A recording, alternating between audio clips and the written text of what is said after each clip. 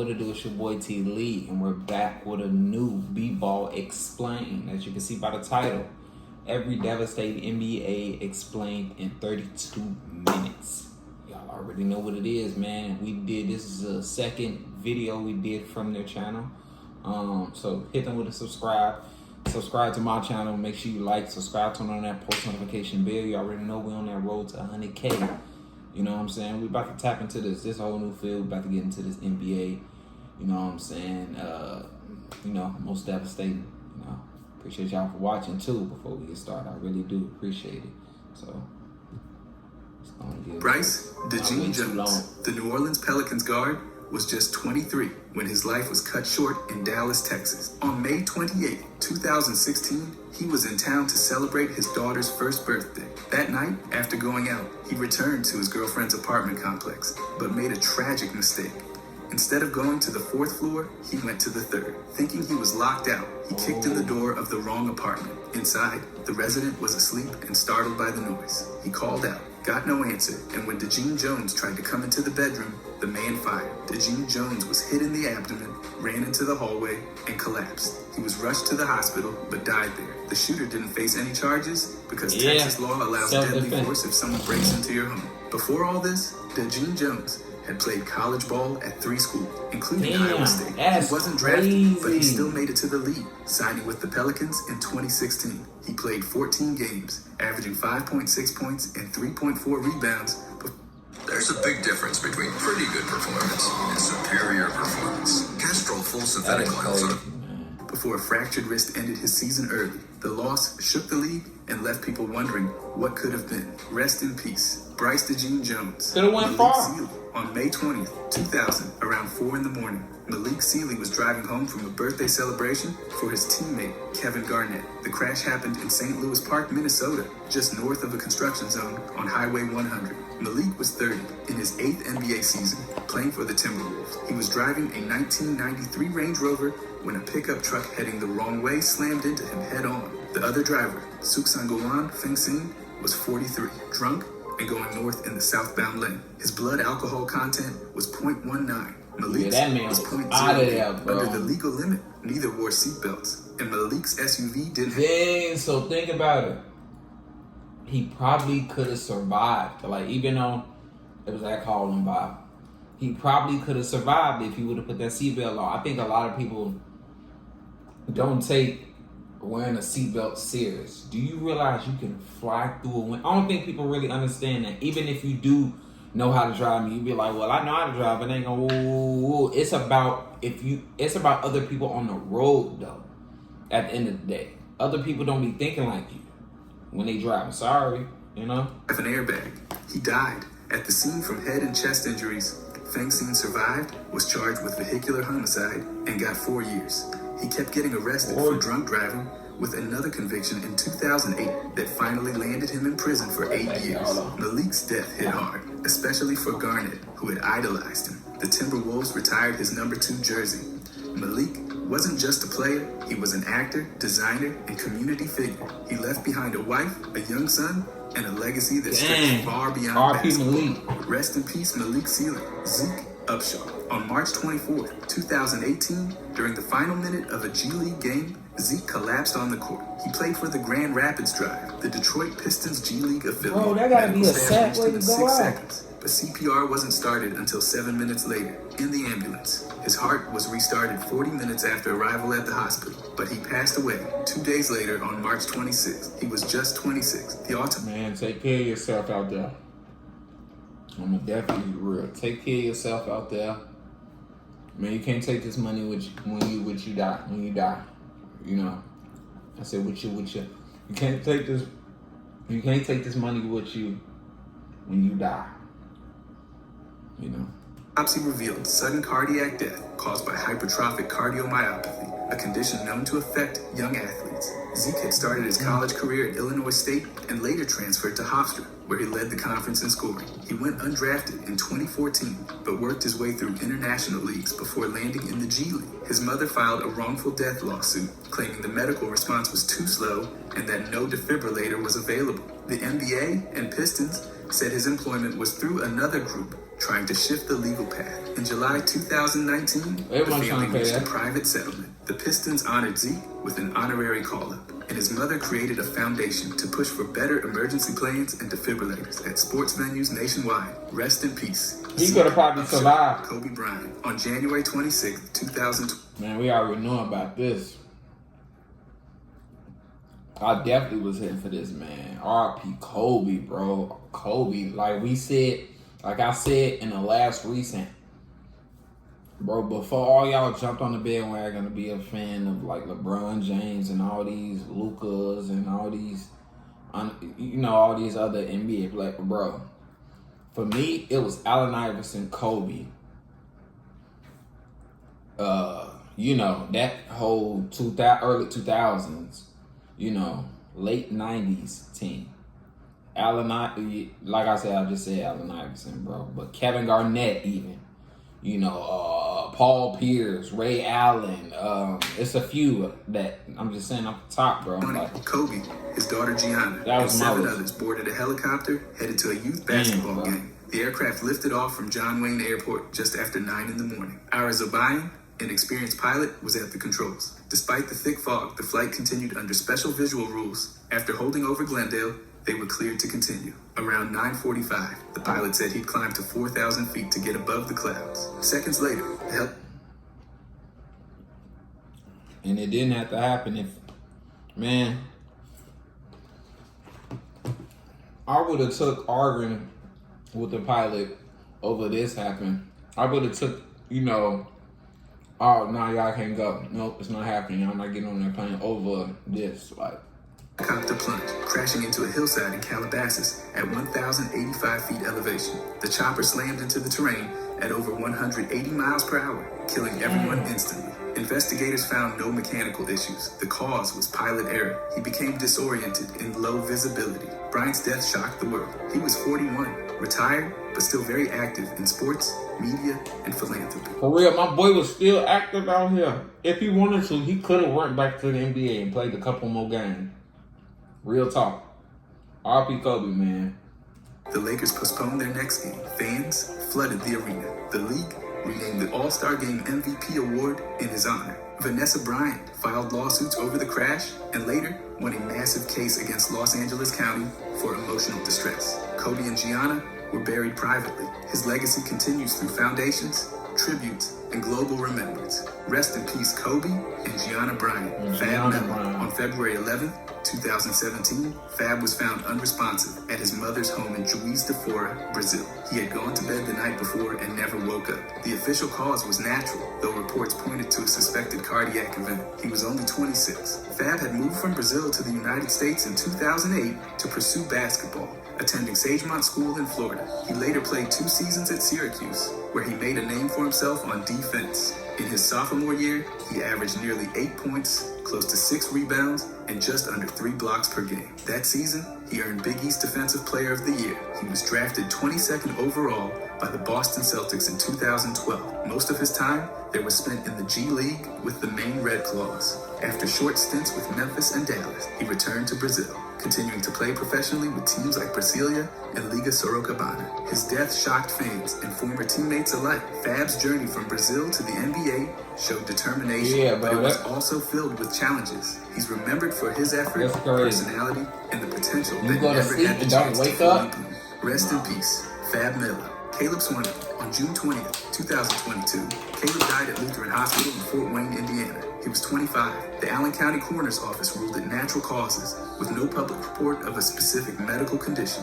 Caleb had stepped away from basketball, last playing during the 2019-20 season. After opting out of the NBA's Orlando bubble, he faded from the public eye. In 2021, he was arrested for drug possession and appeared significantly heavier, sparking concern and harsh public commentary. Damian Lillard defended him, calling for compassion.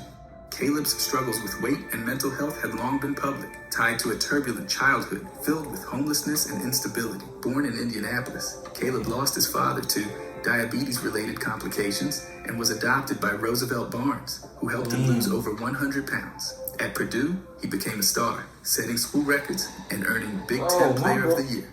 He graduated with a strong GPA before entering the NBA as the 26th overall pick. Though his NBA career was short, his impact stretched beyond the court. He supported justice efforts, engaged with at-risk youth, and pursued music. His death left Purdue, the NBA, and his community mourning a life that fought through so much. Rest in peace, Caleb. Man, that's crazy. All this stuff he was fighting, bro. And damn, bro. You will never know what somebody going through, like I say. You know, with them smiling and everything, you will never know what a person is going through. A simple, hey, how they going? How your mental is?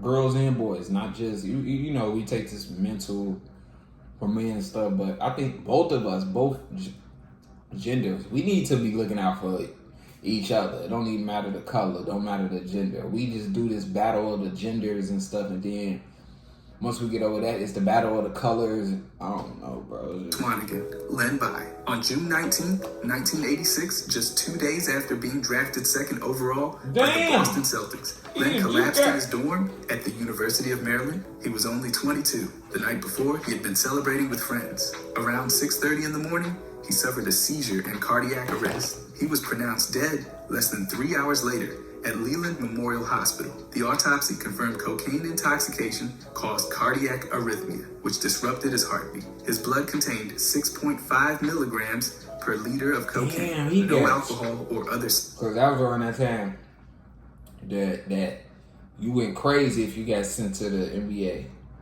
You went crazy. You was the man. You was really the man. These days, yeah. But it was that way, like, you know what I'm saying? Substances were found. Len's death shocked the sports world. He had been a two-time ACC Player of the Year, a first-team All-American, and the expected future face of the Celtics. Investigations revealed academic issues and lack of oversight in Maryland's athletic program. Head coach Lefty Dree. Mom, can I have an underwater alien tea party birthday? What? AI that one. Driesel and athletic director Dick Dole both resigned. Brian Tribble, who was with Len that night, was charged with cocaine distribution, but later acquitted. His death had massive ripple effects. Congress passed the Anti-Drug Abuse Act of 1986, establishing mandatory minimum sentences for drugs. It's always got to be that one person that just offenses known as the make Len Bias everything, Law. you know what I'm saying, make everything he was hot. posthumously inducted into the College Basketball Hall of Fame, remembered for his unmatched potential and devastating loss. Rest in peace, Len Bias, Reggie Lewis. On July 27th, 1993, Reggie collapsed during a pickup game at Brandeis University in Massachusetts. It was just after 5:30 in the evening. He had been playing for 2 hours, took a jump shot, then fell to the floor. Emergency crews arrived quickly, but resuscitation failed. He was pronounced dead at Waltham Weston Hospital an hour later. He was 27. The autopsy revealed viral myocarditis. A heart inflammation was the cause, with signs of hypertrophic cardiomyopathy also found. His heart weighed 450 grams, heavier than normal for his athletic build. No drugs were found in his system. Just months earlier, he had collapsed during a playoff game. Initial diagnoses were mixed. Some doctors said he had a benign arrhythmia, while others believed it was a dangerous condition.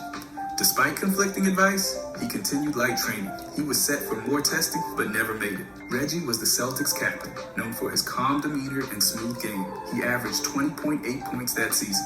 His number 35 jersey was retired by both the Celtics. He thought he was bigger than the program, bro. You should have just listened. Honors his legacy, and his death led to greater heart screening in pro sports. His story still echoes in Boston and beyond. Rest in peace, Reggie Lewis, Terrence Clark. On April 22nd, 2021, Terrence was involved in a fatal car crash in Los Angeles' San Fernando Valley. Around 2:10 in the afternoon, he ran a red light at high speed, crashed into a vehicle turning left, and hit a pole in the road. He wasn't wearing his seatbelt properly. Paramedics rushed him to Northridge Hospital, where he was pronounced dead. He was only 19. Terrence had just declared for the NBA draft a month earlier and signed with Clutch Sports. Born in Boston. See, you gotta wear your seatbelt out here, bro. You ain't too cool to wear a seatbelt. Put a goddamn seatbelt on. You was rose to national attention bro. At Brewster Academy. You be flying out the window, bro. You be lucky to survive that. Damn, Kentucky, to survive his that. Was cut short by a right leg injury, but he still averaged nearly 10 points over 8 games. The University of Kentucky and the basketball world were stunned. Coach John Calipari called him a beautiful soul who lit up every room. The NBA honored Terrence during the draft with a ceremonial selection between picks 14 and 15. His mother and siblings walked on stage in his honor. In 2024, Jaylen Brown wore Clark's jersey during the slam dunk contest and championship parade. Terrence's charisma and potential still resonate across basketball today. Rest in peace, Terrence Clark. Dražen Petrovic. On June 7, 1993, Dražen died instantly in a violent car crash on Germany's Autobahn 9. He was in the front passenger seat of a Volkswagen Golf, driven by his girlfriend Clara Schalantz. Around 5:20 in the afternoon, a semi-truck lost control, skidded through the median, and stopped across the southbound lanes. Seconds later, the Golf slammed into the truck head-on. Dražen, who wasn't wearing a seatbelt and was asleep, hit the dashboard and windshield. His gold watch stopped at the moment of impact. Salanci and the other passenger, Hilal Edebal, survived but were seriously injured. Dražen had just finished a European Championship qualifier for Croatia, scoring 30 points the night before. He chose to drive instead of fly with his team.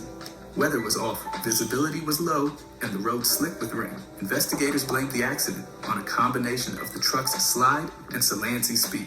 Dražen was 28 and entering his prime. He'd averaged 22 points for the Nets that season, shooting over 51% from the field. His death devastated the NBA and Croatia. Nets retired his jersey. Croatia built memorials. He paved the way for today's European stars. His legacy never left the court. Rest in peace, Dražen Petrovic, Howard Porter. On May 18th, 2007, Porter vanished. A day later, police found him in a Minneapolis alley, severely beaten. He died from his injuries on May 26th at the age of 58.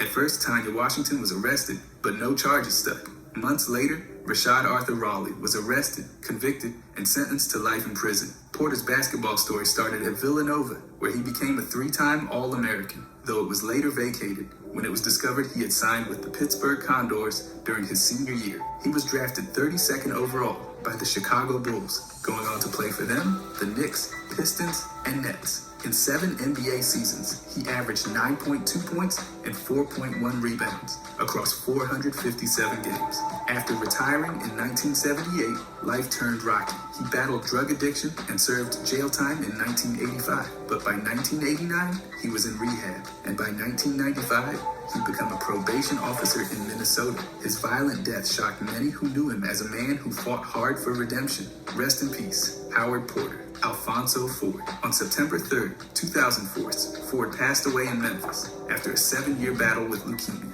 He was just 32. Reports noted pneumonia as the immediate cause, but leukemia remained the underlying condition. Despite his illness, he played the entire 2003 to 2004 season for Scavallini Pesaro, averaging over 22 points per game. He officially retired only 2 weeks before his death. Ford's basketball legacy is huge. At Mississippi Valley State, he scored over 3,100 points, still 5th most in Division I history. He was the first player to average at least 25 points in 4 straight seasons. His brief NBA career included stints with the Supersonics and Sixers, but it was in Europe where he truly exploded. The Sonics was Spain, that thing Greece, back in the 80s. Turkey, and Italy, Ford dominated. He was EuroLeague's top scorer in 2 straight seasons and won Greek League MVP. But like the underdog type teams, he kept his Philadelphia, leukemia diagnosis private, Sonics. even from teammates. Daniel Hackett recalled Ford scoring 30 while barely able to keep his eyes open. The EuroLeague renamed its top scorer award in his honor.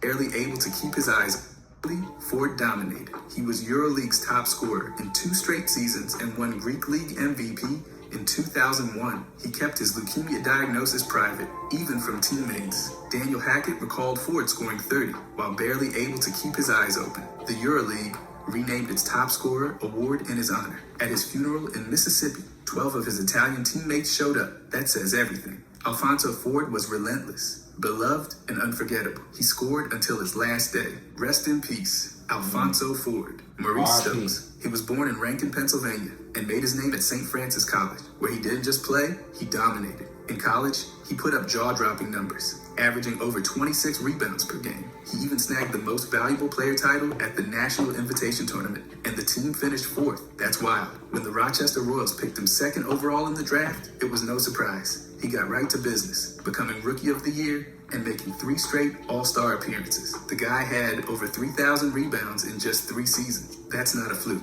That's serious talent. His passing was just as sharp too, with more than 1,000 assists. But everything changed during a game in March of 1958. He hit his head hard, blacked out, came back, and then 3 days later had a seizure on the team flight.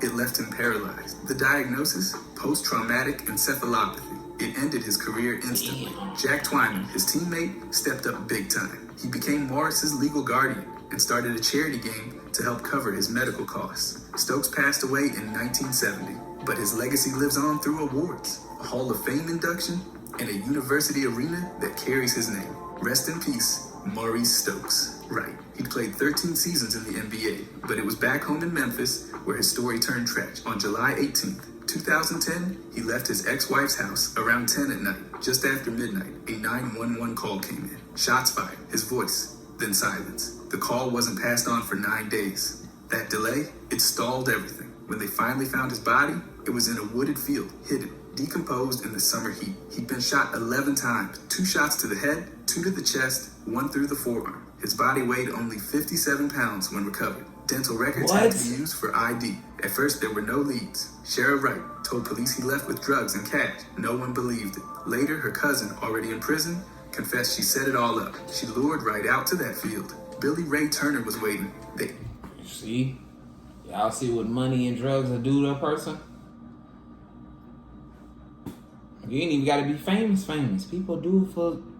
Ambushed him, ran him down, killed him. Years later, Turner got life plus 41 years. Shera took a plea, 30 years. Wright had given millions to charity, helped his old high school, mentored kids. They honored him after. Retired jerseys, tributes across Memphis. His legacy was one of giving. His death, betrayal, cold, calculated, and unforgettable. Rest in peace, Wright. Bobby Phills. He was 30 years old, fresh off a morning practice with the Charlotte Hornets, when tragedy struck on a road in Charlotte. Driving his Porsche behind teammate David Wesley, Phills lost control at high speed. His car veered into oncoming traffic, collided with another vehicle, and it was over just like that. He was gone before help could even arrive. What made it harder was who he was. He wasn't just another guy in a jersey. Bobby was known across the league as a defense-first shooting guard, someone even Michael Jordan called the toughest defender he ever faced. That's not praise you take lightly. His career started quietly. Drafted by Milwaukee but waived, he worked his way through the Continental Basketball Association before carving out spots with Cleveland and Charlotte. Over 400 games, he dropped more than 5,000 points, grabbed over 1,000 rebounds, and stacked up nearly 600 steals. The Hornets retired his number 13 jersey a month after the crash, the first in franchise history. He left behind a wife and 3 kids, including Bobby Phills III, who went on to play college ball at Yale. Bobby's legacy, grit, loyalty, and being the kind of guy who made everyone around him better. Rest in peace, Bobby Phills. Eddie Griffin. On August 17, 2007, just after 1 in the morning, his SUV slammed into a freight train in southeast Houston. The impact was brutal. The crash sparked a fire so intense that Griffin's body couldn't be identified without dental records. He was only 25. Toxicology showed a blood alcohol level over 3 times the legal limit. There were no skid marks, no signs he even tried to stop. He drove straight through the barrier. Some thought it might have been suicide. The coroner ruled it accidental, but the questions never really went away. Griffin had been waived by the Timberwolves months earlier. He was reportedly training for an overseas comeback, but alcohol had haunted him for years. From high school through the NBA, he was once a phenom, 7th overall pick, blocked shots like crazy, even knocked down threes. But his demons never stayed far behind. Multiple arrests, suspensions, rehab stints. His career, Eddie Griffin. Ricky Berry. He just finished his rookie year with Sacramento, averaging 11 points a game and shooting over 40% from deep. At 6'8", he had size, range, and basketball bloodlines. His dad was his college coach at San Jose State. Everything pointed up. But on August 14, 1989, it all stopped. Berry was found dead at his home in Carmichael, California. He took his own life. He was only 24. Friends were stunned. There weren't warning signs. No history of depression. No spiral that anyone could see. Just the night before, he'd argued with his wife. In the note he left behind, he wrote that he didn't believe she loved him, said she was using him. The Kings had drafted him 18th overall the year before. He played 64 games, started 21, and looked like a solid piece for the future. The power of whatever love. pain he was holding on to. That power of love will make everybody takes It in wasn't love visible on the different, court. bro. San Jose State God, later retired his number 34 jersey, honoring both his game and his life. Barry's death rattled the league and highlighted just how invisible some battles can be. He wasn't just a promising player. He was a reminder that mental health doesn't always show up in the box score. Yep. Rest in peace, Ricky Barry, Reggie Hart. He was 7 feet tall, a Detroit legend, and the 7 first feet, NBA God player drafted damn, straight out of high a school. giant. But on September 1st, 1972, he was shot twice in the head during an argument on Kercheval Avenue. He died the next day at Detroit General Hospital, 30 years old and out of second chances. Harding had tried returning to the court after prison, but his comeback fizzled. That day, he argued with Carl Scott, who returned minutes later and pulled the trigger. Harding never stood a chance. And Scott, he disappeared. No trial, no closure. Just another case lost in the chaos of 70s Detroit. His life was a cocktail of raw talent and constant trouble. Guns in locker rooms, fights with teammates, suspensions, and arrests filled the gaps between flashes of dominance. He once made Wilt Chamberlain work for rebounds. He also once pulled a pistol on a teammate during practice. That was Reggie.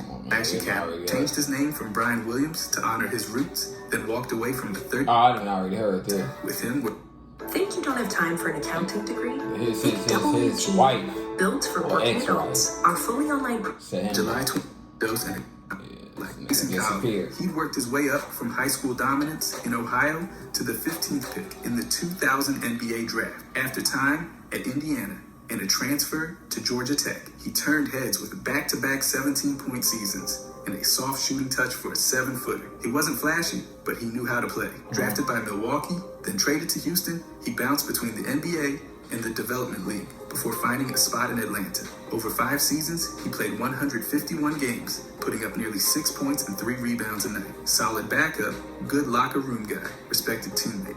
On October 15, 2005, he died at home in Georgia. It came out of nowhere. The cause? An abnormal heart rhythm, triggered by an enlarged heart. His heart was 1.5 times the normal size. Even for someone his height, there were no warning signs. The league Let me know in the comments, how do that type of stuff be happening? What a normal size heart is.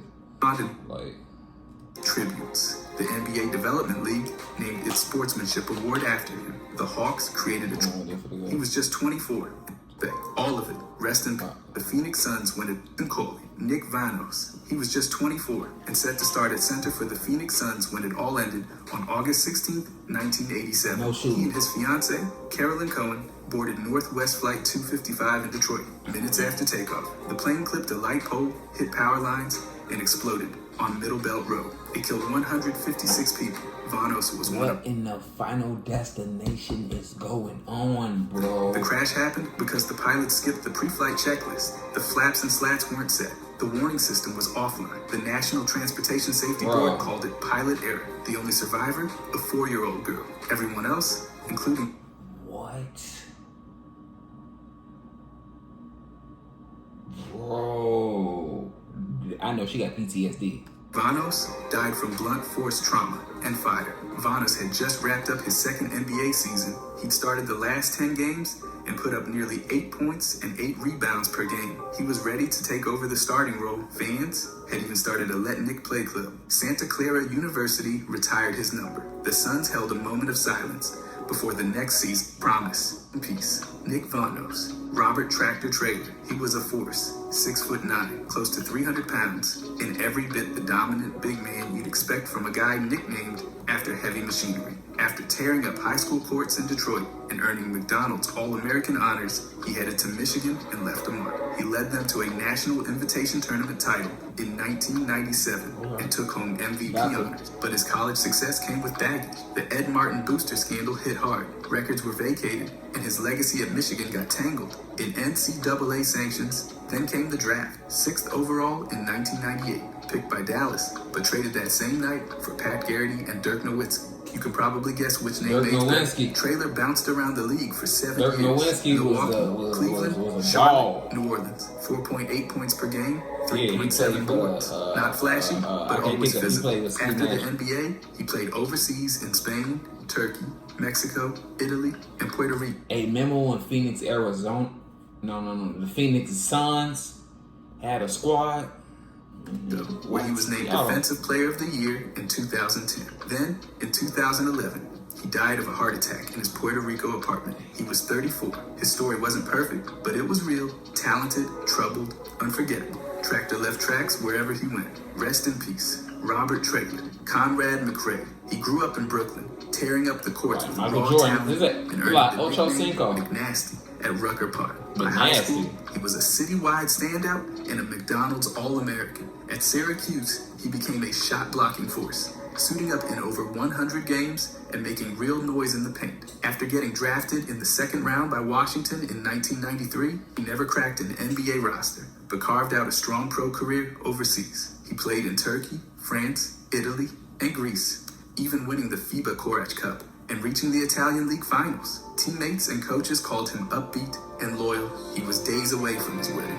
During the Orlando Magic's Summer League practice in 2000, Conrad collapsed during sprints and was pronounced dead later that afternoon. He had a documented history of arrhythmia dating back to college, and doctors had warned him to stop playing after blacking out during a Denver tryout the year before. The initial autopsy was inconclusive, but later reports pointed to hypertrophic cardiomyopathy. There were no drugs, no foul play, just a talented but loved player pushing through a dangerous condition. His death stunned everyone around him. The questions about oversight and clearance never really went away. Neither did his legacy. Rest in peace, Conrad McRae. Jackson Roman. He was born in California, but made his basketball name across the globe. After starting at Snow College, he transferred to Iowa State and dominated the boards, leading the Big 12 in rebounding in 2004.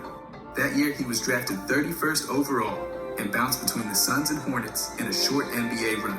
But his real career took off overseas. Spain, Lithuania, China, Iran, the Philippines. He played everywhere, collecting MVPs, double-doubles, and passport stamps. In 2009, he became a Lebanese citizen and suited up for their national team, making a real impact in international tournaments. Roman was known for his hustle, his versatility, and his energy on the court. Off the court, things were less stable. On June 29th, 2015, he was found dead in a swimming pool at a friend's house in Hollywood. Early reports claimed it was a car accident, but footage showed him falling into the pool.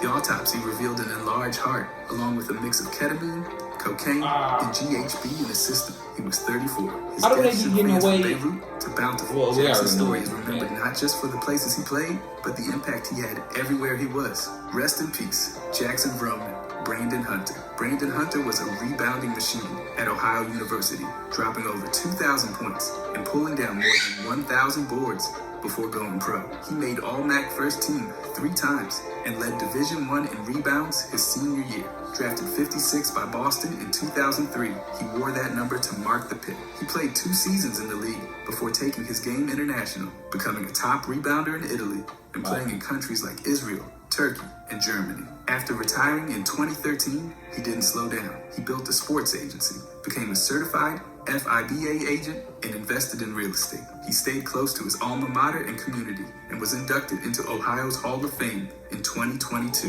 Then, out of nowhere, he collapsed during hot yoga in Orlando on September 12th, 2023. Emergency services rushed him to a hospital, but he was pronounced dead. He was only 42. No medical condition was known, and no autopsy results have been released. His mother-in-law said he did yoga regularly and was in good shape. The cause is still unclear, but the shock is real. Tributes poured in from everywhere, remembering a dedicated father, teammate, and relentless worker. Rest in peace, Brandon Hunter. Benji Wilson. Benji was Chicago's #1 high school basketball player in 1984, and the entire country had their eyes on him. At just 17, he led Simeon Career Academy to its first state title and got ranked as the top high school player in the nation. His game had flashes of Magic Johnson, and he played with the smooth versatility that made everything look effortless. Scouts saw greatness coming, and Simeon had a star who was just getting started. Then came November 20th. While walking near Simeon with his girlfriend, he bumped into another team, Billy Moore. They argued. Moore pulled out a pistol and shot Benji twice. He was rushed to St. Bernard Hospital, which didn't even have trauma facilities. That's Chicago.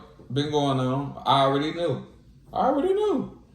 Delay in care was critical. Benji died the next morning, 17 years old, gone. Moore got 40 years, his accomplice 30, though both got parole years later. Benji left behind a newborn son, Brandon, who later played college ball and became a police officer before dying in a car crash in 2022. Benji's number 25 became a legacy at Simeon. Players like Derrick Rose wore it to honor him. His death didn't just shake a school, it hit an entire city that's still remembering him. Rest in peace, Benji Wilson, Andre Emmett. Emmett was all buckets at Texas Tech, finishing with over 2,200 points and holding the school scoring record. He made first team All Big 12 3 straight years and earned All-American honors in 2004. Drafted by Seattle and traded to Memphis, his NBA time was short, just 14 games, but his game thrived overseas. From Lithuania to China to Venezuela, Emmett lit up scoreboards, even dropping 71 points in a Chinese league game. He also starred in the NBA D-League and later the Big Three, where he became a fan favorite with Three's company. Off the court, he gave back. He started the Dreams Really Exist Foundation to mentor youth and was inducted into Texas Tech's Hall of Fame in 2018. Then on September 23rd, 2019, he was sitting in his car outside his Dallas home. Two men approached. An altercation broke out. Emmett tried to run but was shot. A passerby found him, but he died at the hospital. He was 37. One man got life without parole. Another got 20 years. That's sad, bro. Don't ever be that serious, bro. But appreciate for watching that with me. RP to my boy. Let me know in the comments which one really was a shocking one to y'all, man. Make sure y'all like, subscribe, turn on that post notification bell. You already know what it is. We're on that road to 100K subscribers, and I'm out.